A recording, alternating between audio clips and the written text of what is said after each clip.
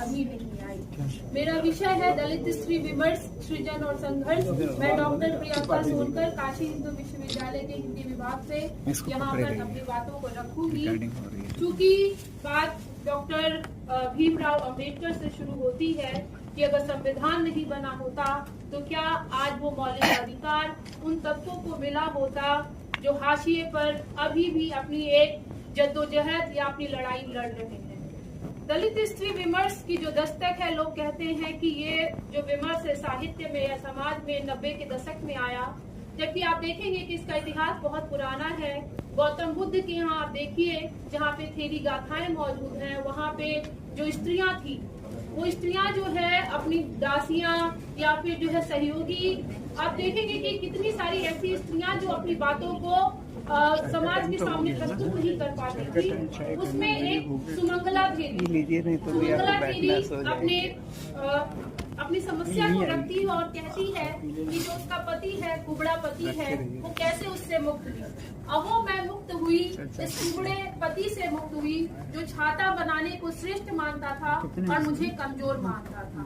उसी तरीके से जो है आप देखेंगे कि पूर्णिमा थेरी आती है आज के समाज में या आज के समय में, जो वर्तमान समय में जी रहे हैं, जहाँ पे आप तर्कसंगत प्रश्न करते हैं तो आपके समक्ष इस तरह से तलवार गर्दन पर तलवार लटका दी जाती है, आप अपनी नौकरी की चिंता करने लगते हैं। लेकिन पूर्णिमा थेरी उस समय पूरे जोश के साथ एक प्रश्न करती है और मैं चाहती हूँ कि वो प्रश्न यहाँ पर रखूँ। कुछ बातों, मैं पूरा पेपर देखिए, मेरा पेपर बड़ा है लेकिन मैं पूरे पेपर को नहीं पढ़ूंगी, बिल्कुल समय का अभाव। की पॉइंट्स तो अभी महाकुंभ बीता है हमारे यहाँ और महाकुंभ में जो है सभी मोक्ष की प्राप्ति करना चाह रहे थे और बहुत भीड़ भी थी। लेकिन पूर्णिमा थेरी गौतम बुद्ध के समय में वो बात रख रही है, वो कहती है सुबह सुबह उनको जो है पानी भरने का काम दिया जाता है और वो जाती है तड़के सुबह कार्तिक के महीने में भोर में पानी भरने। तो वहाँ पे एक ब्राह्मण जो है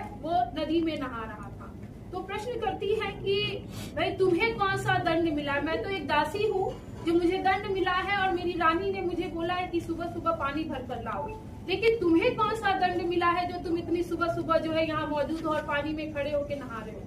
तो कहता है कि मुझे जो है इस समय मैं नहाऊंगा तो सीधे मोक्ष की प्राप्ति होगी।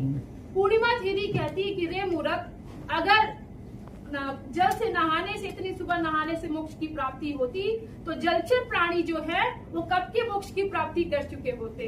तो वो वहां से जो है तर्कसंगत और इस तरह की बातें जो है रेखांकित होती है और दलित स्त्री विमर्श की दस्तक वहां से शुरू हो जाती है। प्रथम नवजागरण हम उसे कह सकते हैं। मध्यकाल में आते हैं, मध्यकाल में जो है ललित हैं, जनाबाई हैं, रानी चंडी है, जो अपनी बातों को लेकर आगे बढ़ती है, जिन्होंने जो है जाति व्यवस्था के सवाल को और जो है जेंडर के सवाल को अपने पदों में, अपने वाकों में उन्होंने रखा है। और ये जो है दलित स्त्रियों का संघर्ष रहा है। 1857 की जब हम क्रांति देखते हैं, जिसमें रानी झलकारी बाई है, उनका नाम कहीं जो है इतिहास में दर्ज नहीं होता है। हम लक्ष्मीबाई का नाम तो जानते हैं लेकिन झलकारी बाई का नाम नहीं जानते। इसी तरह से उदा देवी पासी थी, उनके नाम पे जो है सिक्के बने और उन्होंने अंग्रेजों के जो है नाकों में चने चबवा दी थी। उनकी एक पूरी उन्होंने सैन्य छावनी बनाई थी। तो हमें जो ये दलित स्त्री विमर्श का जो एक इतिहास रहा है उसको जानने की जरूरत है।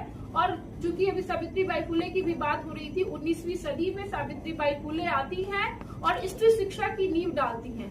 भारत की पहली जो है शिक्षा के दरवाजे खोलने के लिए उनको जो है श्रेय हमारे भारत में नहीं मिलता, क्योंकि भारत एक जाति प्रधान देश है, जिसमें मैं यहाँ इस मंच से कहने में जरा भी घबरूंगी नहीं, क्योंकि हमारी जो वर्णाश्रम व्यवस्था है, सर पूछ रहे थे कि इसका जो है उपाय क्या है। उपाय हमारी, जब तक हमारी मानसिकता खत्म नहीं होगी तब तक कोई उपाय नहीं हो सकता। हम शरीर से तो है, लेकिन जो हमारी मानसिकता अभी भी वहीं पर केंद्रित है। और सावित्रीबाई फुले वो कहती हैं, लड़कियों से कहती हैं कि चूल्हे चौके से ज्यादा जरूरी है पढ़ाई। क्या तुम्हें मेरी बात समझ में आई? ये जानना बहुत जरूरी है। अभी भी भारत में जो आप देखेंगे कि लड़कियों की जो शिक्षा का जो प्रतिशत है वो अभी भी बहुत कम है। अभी आप देखेंगे वर्तमान में कि लड़कियों ने जो हाई स्कूल में जो है बाजी मारी, इस तरह से मीडिया दिखाता है, लेकिन वो कभी ये नहीं दिखाता कि किस तरह से जो है कितनी सारी लड़कियां जो है गांव में अभी भी शिक्षा से वंचित हैं। वहाँ पे प्राइमरी स्कूल है वो बंद हो चुके हैं। 150 स्कूल जो राजस्थान में है सरकारी स्कूल उसको बंद कर दिए गए, ये कहेंगे क्योंकि वहाँ पे जो है शिक्षक नहीं आते, लड़कियां खुद नहीं पढ़ना चाहती। तो इन सवालों को भी जो है दलित स्त्री विमर्श जो है केंद्र में लेकर आता है। और आप देखिए कि 1920 में जो है डॉक्टर अम्बेडकर ज्योतिबा फुले से जो है प्रेरणा लेते हैं और स्त्रियों के आंदोलन के, दलित स्त्री आंदोलन की वो नींव डालते हैं। 1920 से लेकर बहुत सारे ऐसे मुद्दे थे। वहाँ पे एक बहुत जरूरी बात है, जब वो दलित स्त्री आंदोलन की नींव एक संगठन बनाते हैं और उस सभा में वो कहते हैं कि तुम लोगों को जो है संगठित होना होगा, जो तुम्हारी जरूरतें हैं वो क्या है, ये जो तुमने चिन्ह डाल रखे हैं और जो तुम्हारे पहनने का जो ढंग है, जो साड़ी है, इसको बदलना होगा, क्योंकि इससे जो है अगर रही एक तो शिक्षा हासिल कीजिए। और वो मुसलमान महिलाओं को, जो उस समय की वेश्या महिलाएं थी, उससे उदाहरण देते हुए कहते हैं कि ये जो मुसलमान महिलाएं हैं ये कहती है, सुबह सुबह आती है और कहती है कि ओ सुलेमान मुझे कीमा चाहिए। तो कहती कि क्या तुम्हारी भी जरूरत सिर्फ इतनी भर की है क्या? तुम इससे आगे बढ़ो, शिक्षा को हासिल करो और जब तक सजग नहीं होगी तब तक जो है अपनी मुक्ति के लिए, जब वो कहते हैं दलितों के लिए भी कहते हैं कि दलितों तुम विद्रोह करो, तुम्हारे पास खोने के लिए कुछ नहीं, पाने के लिए आजादी है। इस चीज से जो है हमें भी सबक मिलता है, शिक्षित बनो, संगठित और संघर्ष करने की जो है वो प्रेरणा देते हैं। अब इसके आगे आए जो दलित स्त्री का जो लेखन है वो बहुत बड़ा है। महाराष्ट्र से एक सुगबुगाहट हमें दिखाई देती है कि जिस तरह से महाराष्ट्र में दलित आंदोलन की नींव रखी गई, वैसे ही जो है हिंदी पट्टी में वहां से सबक लेते हुए 1990 में जो है दलित स्त्री विमर्श आता है, दस्तक देता है, जिसमें आप देखेंगे बेबीताई कांबले का जीवन आमुचा उनकी आत्मकथा है। हिंदी में जो है दोहरा अभिशाप है, कौशल्या बैसंती का, सुशीला टागोरे का सिकंजे का दर्द आता है। और ऐसे बहुत सारी लोग कहते हैं कि अभी भी स्त्रियां कम दलित स्त्रियां कम लिखते हैं, जबकि मैं बता सकती हूँ कि उनका जो राइटिंग है उन्होंने लिखना बाद में शुरू किया, लेकिन पूरे जो है वैश्विक फलक पे वो छा गई है। शैलजा पाइक को आप देख सकते हैं, अगर शैलजा पाइक भारत में रहती तो उन्हें जो है उतना स्कॉलरशिप भी नहीं मिला, उनकी टांग पीछे खींच दी जाती। आज वो भारतीय मूल की भले हैं, लेकिन वो अमेरिका में है तो उन्हें इतनी बड़ी स्कॉलरशिप मिली है। तो आप देखिए कि वो दलित स्त्रियों के मुद्दों को किस तरह से उठा रही है, उसी पे उनको रिसर्च करने के लिए मिला है। इन सभी चीजों को हमें रिकॉग्नाइज करने की जरूरत है।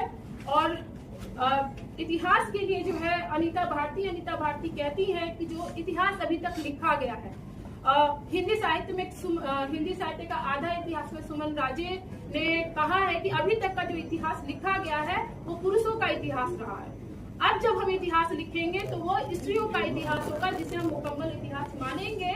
लेकिन अनीता भारती जो कि एक दलित चिंतक भी है, दलित स्त्रीवादी चिंतक है, वो कहती है कि हमें शिकायत है उस अबोध निर्मम इतिहास से कि जिसके लिए हम दिन रात सुबह शाम आंधी तूफान में लड़ते रहे, बनाते रहे अपने निशान। क्योंकि वो जो है जो साहित्य दिखाई देता है उसमें उनकी आवाज जो है अनसुनी रह जाती है और फिर जो है एक अलग इतिहास रचने की वो बात करती है। निर्मला पुतुल के शब्दों में जो है अपनी बात कह के कि मैं चाहती हूँ आंख रहते अंधे आदमी की आंख बने मेरे शब्द, उनकी जुबान बने जो गूंगे, जो जुबान रहते गूंगे बने देख रहे तमाशा। चाहती हूँ मैं नगाड़े की तरह मेरे शब्द और निकल पड़े लोग अपने अपने घरों से सड़क पर। धन्यवाद।